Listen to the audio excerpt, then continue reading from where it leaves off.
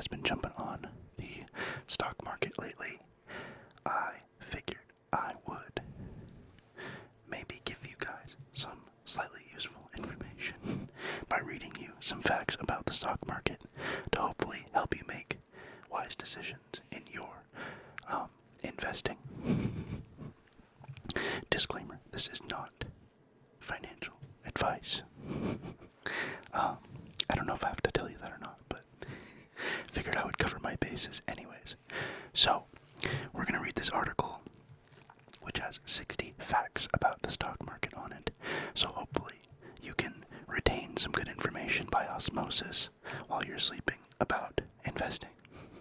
So, without further ado, let's read this article from Lexington Law, 60 Stock Market Statistics and Facts for 2020. Despite the current bull market, the longest in history, many Americans are reluctant to invest their hard-earned cash in the stock market. There are a variety of factors at play here, including negative experiences during the 2008 financial crisis, insufficient funds, and even just a lack of financial education. The stock market is constantly in flux, making it difficult to pinpoint the most up-to-date facts, so we curated this information to provide a stock market summary. Everything from the size of the global stock market and the different companies and countries that make it up to the people who invest in the stock market. So, first of all, the global market by the numbers. Nearly all countries participate in a global stock exchange that allows for both local and international companies to be traded. The number of traded companies varies, usually proportionally to the size of the country, but can vary from a couple hundred to as many as a couple thousand. The stock market status can fluctuate at any given time. But here are some current statistics regarding the global stock market. The global market capitalization has exceeded $80 trillion, a 320% increase from $25 trillion in 2009. That's from Business Insider, that's the source. Analysts at Goldman Sachs predict that the global market cap will continue heading towards $100 trillion, also from Business Insider. 2017 marked the first time in history that a calendar year passed without a monthly decline in all country index. The source was MarketWatch. The best performing major indices from the last 20 years. Best performing major indices from the last 20 years, 1998 to 2018. I'm trying to figure. Oh, these are the best performing indices from the last 20 years. It's the NASDAQ 100, which is 468%. Dow Jones Industrial Average, 191%. German DAX, 163%, and S&P 500 with 158%. The world stock market cap by country, the top 10. The source, Seeking Alpha. So the top 10 world stock market cap. United States, 40.01%. Japan, 7.59%.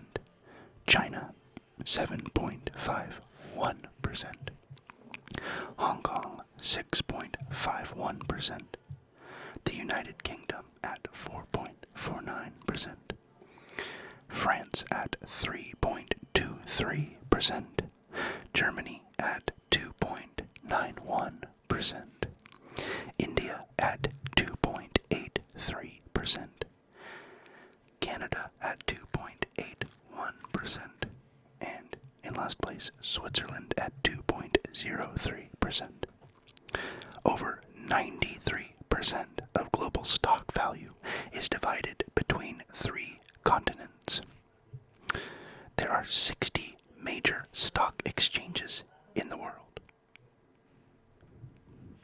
16 stock exchanges each have a market capitalization of over $1 trillion, accounting for 87% of the global market capitalization. Major stock exchanges by market capitalization. These are the top 10. The New York Stock Exchange, or the NYSE, 24 to, what? I don't know how you're supposed to read that. 24,220 billion, I guess. NASDAQ, 11,860. Japan Exchange Group, 6,288. Shanghai Stock Exchange, 5,023. Euronext, 4,649. London Stock Exchange, 4,596. Hong Kong Stock Exchange, 4,443. Shenzhen Stock Exchange, 3,547. Deutsche Börse, 2,339. And Bombay Stock Exchange at 2,298. Stock exchanges on the tiny islands of Malta, Cyprus, and Bermuda all range from just $1 billion to $4 billion in value. Even added together, these three exchanges make up just 0.01 of total market capitalization. The U.S. stock market data. Unsurprisingly, the U.S. stock market is the largest and most expensive in the world. Despite this, the U.S. economy isn't the most productive. China has surpassed the U.S. as the most productive economy in the world, with a $23 trillion GDP compared to the $19 trillion U.S. GDP. Here are some important statistics regarding the U.S. stock market. The U.S. stock market makes up the largest percent of the world stock market. Capitalization at 40%. The U.S. market cap, 32.121 trillion as of 2017. The U.S. stock market is currently the most expensive in the world, with a cyclically adjusted price earnings, or CAPE, ratio of 30. The U.S. houses only 17% of the world's stocks, meaning U.S. companies are much bigger on average. That source is the NASDAQ. The U.S. exchanges, NYSE and NASDAQ, combined make up 39% of the entire global stock market value, bigger than the next 7 exchanges together: Japan, China, Euronext, London, Hong Kong, and Canada. The source, Liberated Stock Trader. The NYSE itself is bigger than the world's 50 smallest major stock exchanges. The stock market today is dominated by tech giants like Apple and Amazon, but it hasn't always been that way. According to the Washington Post, the big 5 tech companies have risen above big energy for the first time. The stock market is notorious for its cyclical pattern of bubbles followed by crashes like the dot-com bubble and the U.S. housing bubble. But here are the current industries and companies dominating the market. The U.S. stock market's largest sector is the technology sector, which accounts for 26% of the total value. That comes from the Washington Post. The technology sector has increased 16% since before the 2008 financial crisis. That also comes from the Washington Post. So this is the world stock market by sector. The source is MSCI World Index. Information technology, 19.1%. Financials, 16.3%. Healthcare, 12.9%. consumer discretionary, 12.6%. Industrials, 11.3%. Consumer staples, 8.1%. Energy, 6.5%. Materials, 4.7%. Utilities, 2.9%. Real estate, 2.9%. Telecommunication services, 2.6%. By company. The 10 largest companies in the world by market value in billion US dollars as of June 2018. Source Statista. Number 1 is Apple at 926.9 billion US dollars. Amazon.com at 777.8 billion US dollars. Alphabet and or Google, that's its new ticker, 766.4 billion US dollars. Microsoft at 750.6 billion US dollars. Facebook at 541.5 billion US dollars. Alibaba at 499.4 billion US dollars. Berkshire Hathaway at 491.9 billion US dollars. Tencent Holdings at 491.3 billion US dollars. JP Morgan Chase at 387.7 billion US dollars. Exxon Mobil at 344.1 billion US dollars. The global top 100 companies have a market capitalization of $20.04 billion, a 15% increase year over year. Before the financial crisis, the most valuable companies on the stock market were ExxonMobil, General Electric, Microsoft, and AT&T. Now it's all technology companies: Apple, Amazon, Google, and Microsoft. That source is the Washington Post. Apple is the world's most valuable public company, and it became the first company to reach $1 trillion in valuation on August 2nd, 2018. Amazon's market value crossed $1 trillion on September 4th, 2018. Analysts at Goldman Sachs project that stock repurchases will reach $1 trillion this year, up 46% from 2017, on the back of tax reform and strong corporate cash flows.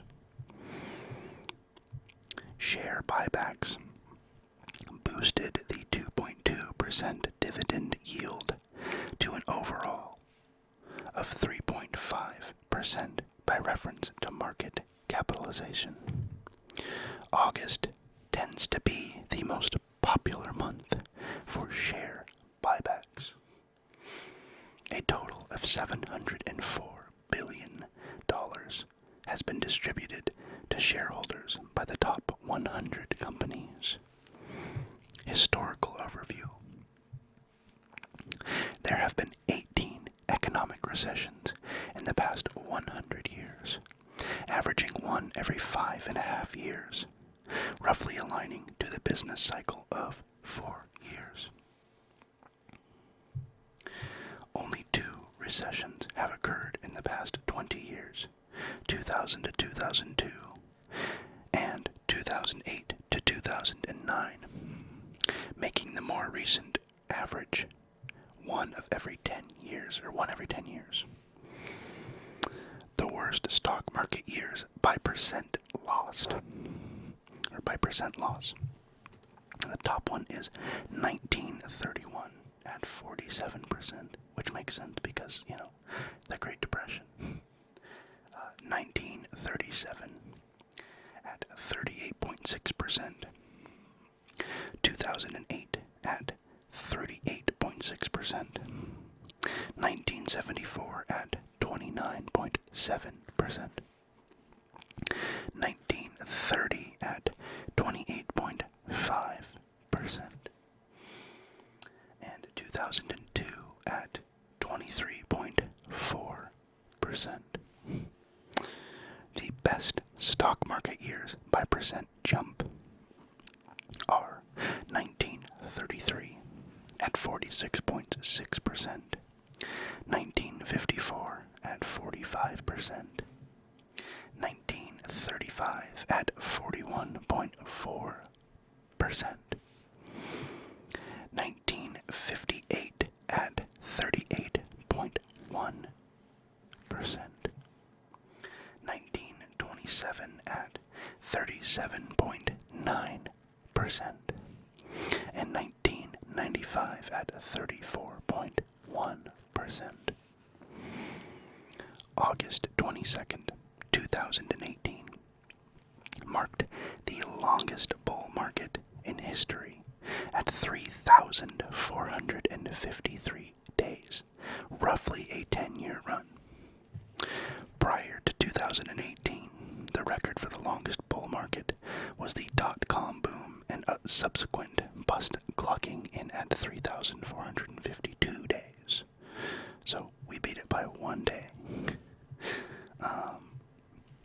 Since 1980, 40% of stocks fell at least 70%, resulting in a catastrophic loss, and many never recovered.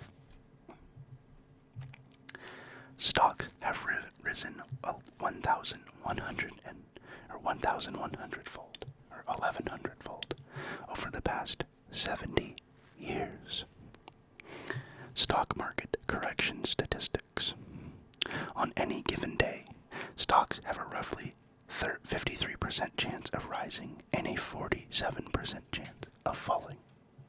That's actually good to know. That's relevant right now. So, if you're buying in GameStop or any of those other to-the-moon stocks, there is a 53% chance on any given day of a stock going up and a 47% chance of a stock going down.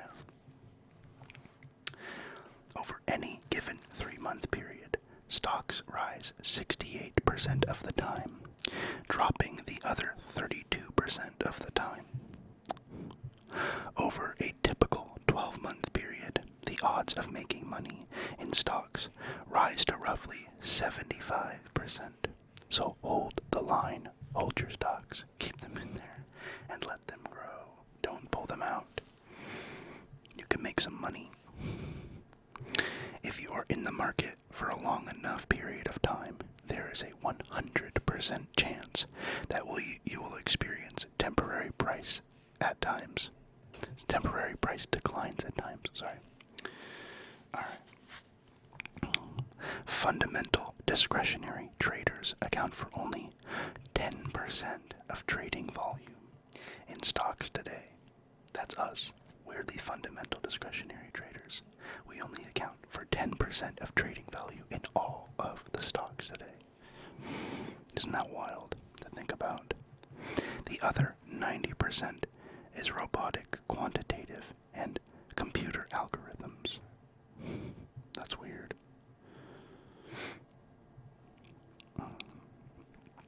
Despite clear economic advantages over traditional savings accounts, many Americans aren't investing in the stock market. This could be a result of not enough capital It's simply a lack of knowledge. That's true. Stock markets are actually one of the better ways to put your savings into, like, a fund for retirement or whatever. Because in general, stocks go up, not down. So if you wait 10 years, it will have grown. If recent reports are any indication, understanding the stock market is not many Americans' strong suits. According to our investment literacy survey, nearly half of all Americans don't even understand the basic financial markets, which is crucial to understanding the market as a whole. That same survey also showed that 3/4 of Americans don't understand bonds, the least risky investment type. Yeah, I don't know anything about the stock market, honestly. All I know I've learned in the past 3 days. So, don't listen to me. Even among those who do invest, 52% rebalance their stock portfolio more than once per year, which can result in unnecessary fees and negative tax consequences. Even more worrisome, 42% of investors don't know how their assets are allocated in their portfolios. In 1998, 60% of U.S. adults were invested in the stock market through mutual funds, retirement plans, or directly. In 2007, the number of invested adults reached a high of 65%. Stock ownership before 2008 was 62%, but only 55% of Americans are invested now. Of Americans with money in the market, half have less than $40,000 invested. Among non-investors, 53% say they don't have the money to invest, and 21% say they don't trust stockbrokers or financial advisors. 11% of Americans are investing in mutual funds. More adults in the United States own homes. More adults in the United States own homes than stocks. For 9 out of 10 households, even a shift in value of 10%, enough to qualify as a market correction, would at most have a 1 or 2% impact on their wealth holdings. Foreign, multinational, and other investors own 35% of all United States corporate stock, up from 10% in 1982. That share of the pie exceeds the single slice owned by taxable American shareholders.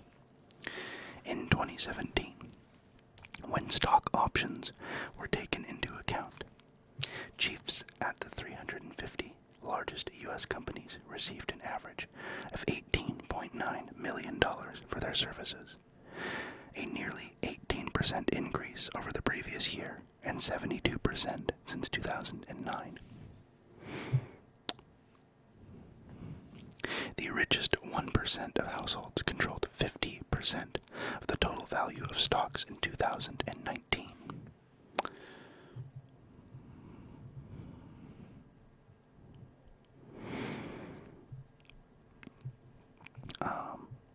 And then that's kind of hard to explain on camera, so we're going to go past those ones. But all economists agree that predicting stock prices is tough. However, only slightly over half of Americans agree with that statement. Figuring out how to invest in the stock market, or if you even should, may seem like a challenge for most Americans, but the rewards can outweigh the time it takes to put in a little research. In fact, according to Investopedia, if you don't start saving until 45, you will need to save 3 times as much as if you start at 25. While starting early is great, it's never too late to catch up on retirement. Or invest in a mutual fund. Taking control of your finances will help you feel more empowered to make smarter decisions along the way. So that is the article. I hope that was some useful information to some of you, especially especially since a lot of us have been buying stocks lately. This past week, go us, right? Let's make some money, you know. I think it's great that we're all getting, you know, we're taking interest in something like this. I think it's important that we challenge the status quo in terms of, you know, Wall Street and hedge funds and billionaire investors. You know, because we are the market. We should be able to have a little more power than, you know, than what we have led on, or what led them to believe that we have, you know. So I think it's good. Keep fighting the good fight, and, you know, hold that line. Let's get some stocks. Stonks, as the meme puts it. But thank you guys so much for watching. I appreciate each and every one of you. I have added my PayPal link as a tip jar. If you want to, I guess, support me in that way. I feel comfortable now that I, you know, am putting out a reasonable amount of content that I feel okay with accepting, you know, some tips. I felt kind of weird about it before, but, you know, I think I do decently on this channel. So, yeah, if you want to support me, I will happily let you tip me. We can get the Patreon thing going at some point. That's something I'd like to do probably after I start making some AdSense money on YouTube. Just if people are interested. It's no pressure on you guys at all. If you want to do it early, I mean, that's cool too. But I will link the Patreon as well, because I think I'm kind of finally at a point where, like, I don't feel like a jerk for wanting to make a little bit of money at this now, you know. So, yeah, I don't know. I get kind of weird about that kind of thing. But anyways, I'm going to stop rambling on about that. Keep fighting the good fight. Invest wisely. And thank you guys so much for watching. Thank you for 747 subscribers. And, well, I mean, minus the net loss of 2 subscribers today. Losers. But yeah. Alright, I will see you guys in next week's video. I'm going to try and up my frequency a little bit in terms of upload schedule. So you should see a little bit more of me. I'm trying to get to that 1,000 subscriber mark, man. I want it so bad. So, anyways, I'm gonna shut up. I will see you guys later. Please don't forget to like, comment, subscribe, and ring that bell for notifications of future uploads. I will see you next time.